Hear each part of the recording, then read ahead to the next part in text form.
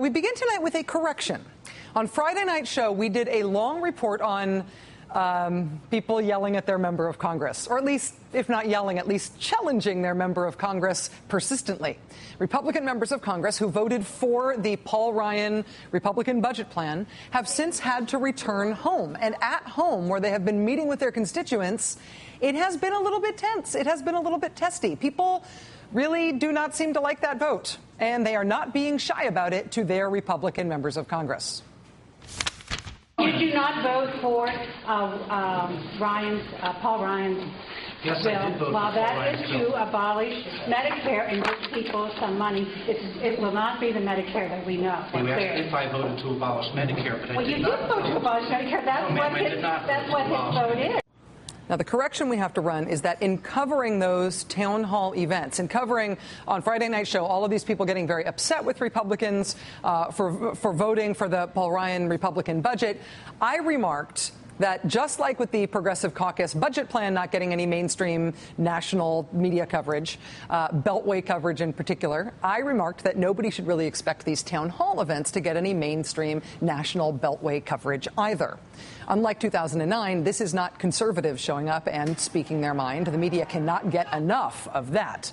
Unlike 2009, this is a different group of people doing it this time. This is people whose dissatisfaction with these members of Congress comes from the Republicans' left. And the media does not cover liberals.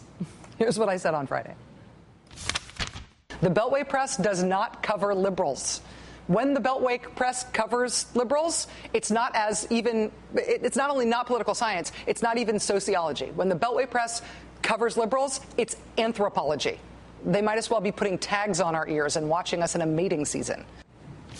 That was an off-script moment, as they say, so I'm not exactly sure where I was going with the whole mating season thing. I don't know. I can't answer for that. But with the ear tag thing, what I meant was that the Beltway never recognizes what liberals do as political activity. They don't recognize what liberals do as political activity that would have any relevance to what's going on in Washington, what's going on in Congress, what's going on with big, important front-page politics. And when the Beltway does recognize that liberals are engaged in some form of political activity, they treat it like it's like you're watching National Geographic or Mutual of Omaha's Wild Kingdom, having an exotic foreign discovery of some kind to share with the folks at home. That's what I meant. That's what I said on Friday night. But then, this weekend, look what happened.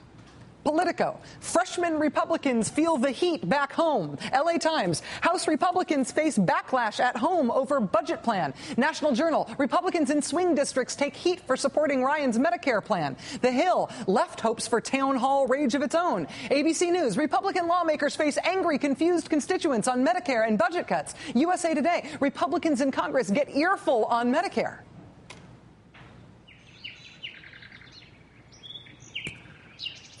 You're getting a rare look at what's called an American liberal. The liberal appears to be upset, angry even, about plans to abolish Medicare. We can't know why, but with this liberal ear tag tracking device, we'll be able to observe any other strange outbursts that occur in the liberal's natural habitat. It seems like such a good idea when we came up with this. Anyway, so that's my correction. As of this weekend, there now is a ton of national news coverage about this Republican town hall phenomenon, even though there wasn't on Friday night when I said that. So if I do not stand corrected, I at least stand updated. And happily so. I'm happy to have this tag on my ear and on the ear of all liberals who are interested in this issue nationwide and who are making themselves known. In addition to Republican Congressman Patrick Meehan of Pennsylvania, who we saw before, we also know about constituency confrontations faced by Congressman Charlie Bass of New Hampshire, Congressman Robert Dole of Illinois, Congressman Paul Ryan of Wisconsin, author of the Republican budget, Congressman Lou Barletta of Pennsylvania, Congressman Gus Bilirakis of Florida, Congresswoman Mary Bono Mack of California, Congressman Sean Duffy of Wisconsin. Today, Mr. Duffy, he starred in one of the most memorable pieces of constituent confrontation tape we have yet found. Mr. Duffy just found out that he's getting a new challenger for his reelection campaign next year. Sean Duffy seen here trying to defend his vote on the Medicare-killing Paul Ryan plan by attacking the Democrats' new health reform law, which is the Patient Protection and Affordable Care Act. Mr. Duffy calls it PPACA. Look at PPACA. We're taking $500 billion out of Medicare to fund the program. So again, They're talking about fraud and abuse in Medicare. You see these things happen all over the country. They're talking about money into Medicare fraud enforcement. 60 Minutes did a huge story, billions of dollars annually in fraud. Let me tell you what. When you have your town hall, you can stand up and give your presentation. Have your own town hall. Wow.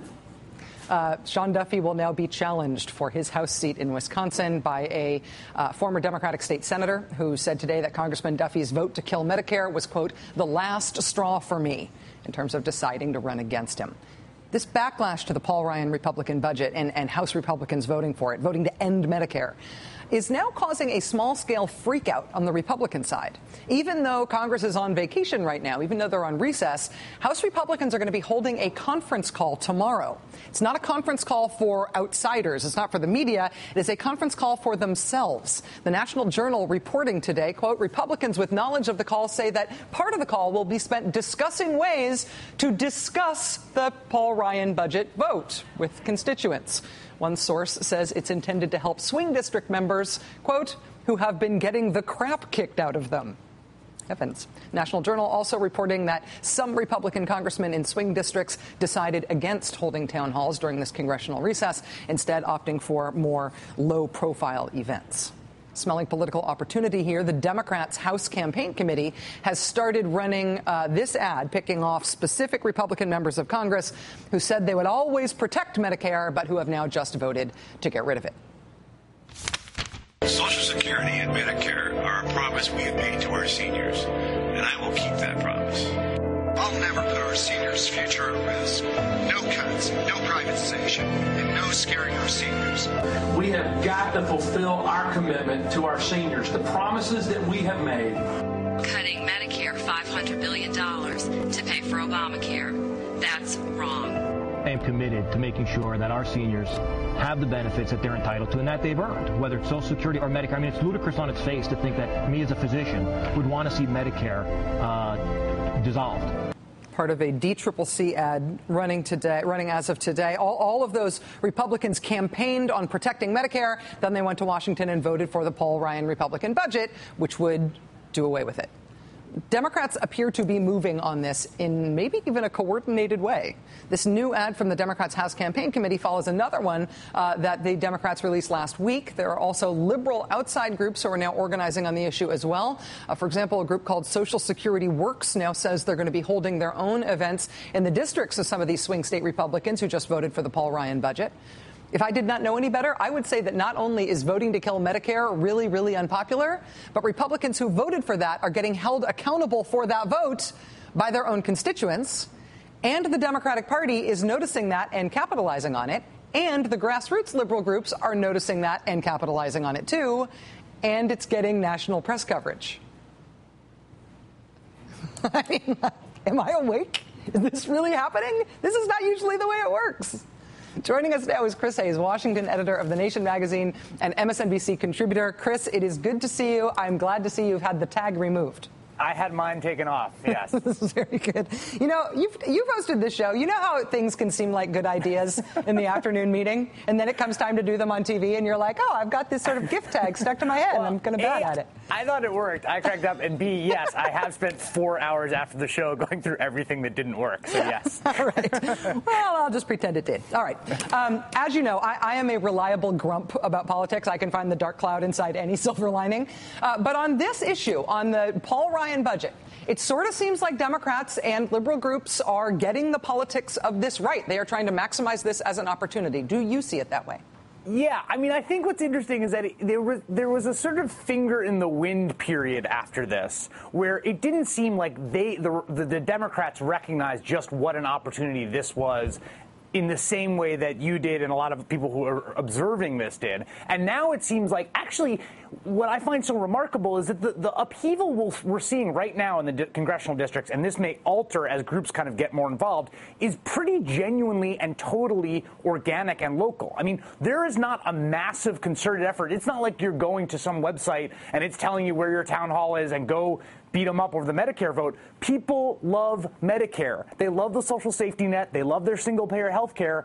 And it is such an outrageous vote that it's actually the grassroots, the genuine grassroots. These are people that just don't like this vote are showing up and kind of leading the charge, and I think in some ways tugging the Democratic Party, hopefully, with them. And, you know, I'm wondering if, I mean, Republicans can read that polling the same way that Democrats can. And they're not dumb about this as a political issue, but I'm wondering if this is a case where the sort of Beltway, non-Beltway disconnect has really worked against Republicans, because there was this rapturous response of the Beltway press to Paul Ryan's budget plan that may have made Republicans feel more safe in voting for it than they now realize they should have felt now that they've gotten home to their constituents, right? There's massive disconnect on this specific issue, on deficits, spending, and entitlement reform, as Pete Peterson and the Washington Post editorial page love to call it.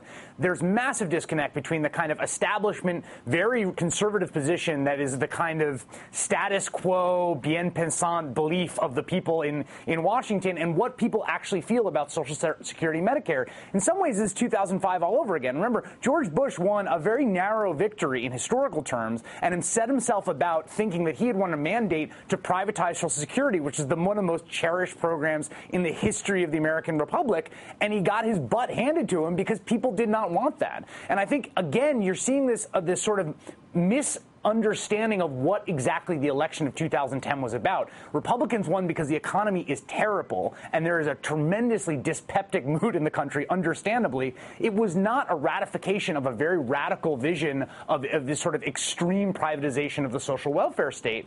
And I think they've convinced themselves that it was the latter. I don't think they're lying when they think the American people really did go to the polls to vote for this kind of vision, Paul Ryan's vision. I think they believe that. And what we're seeing now is that was not the case. Well, if there is that misunderstanding of the electorate, whether it's sort of Beltway-itis or whether it's some other just ideologically motivated misunderstanding, perhaps, what happens next here? I mean, Democrats, I think, have now started to calculate the politics appropriately here in a way that matches the poll numbers, at least. If Democrats do have a wave to ride here, how do they ride it to 2012? How do they get the most electoral benefit out of it? Well, there's a few things. I mean, one is the most obvious thing is that they should take a vote on the Ryan budget in the Senate.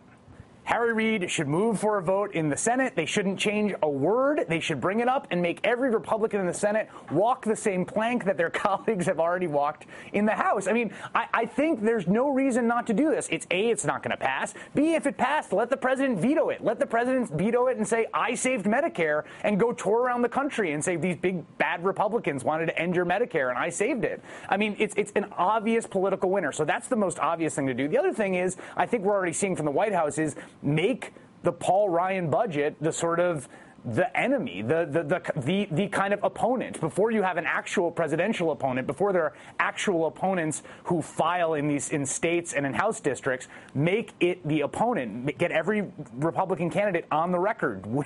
If they're not incumbents now, would you have voted on it if you're not in office now? Make that the central issue.